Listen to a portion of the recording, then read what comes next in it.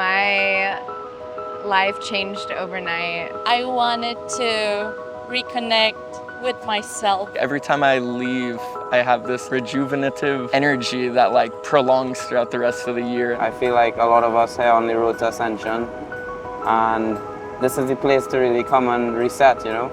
You take with you the energy, the experiences, the transformation. Time opens up and the magic happens. But you have the energy of the land itself.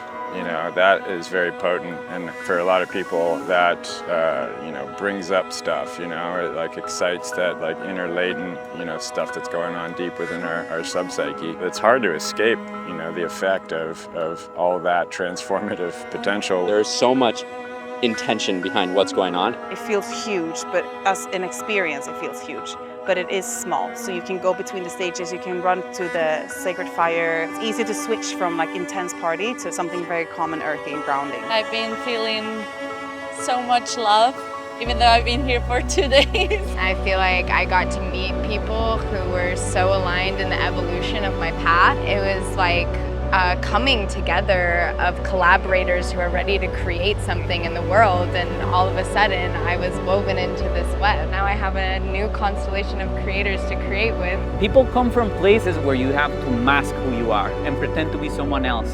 And here at Envision, I feel you can be really authentic. When you do everything that we do here, it just amplifies it even more. It's a field that's generated from it all, and once you're here and immersed in that field, you begin to resonate with it all, you know, and that frequency is just so high. It's going to have some effect on you, whether you're conscious of it or not.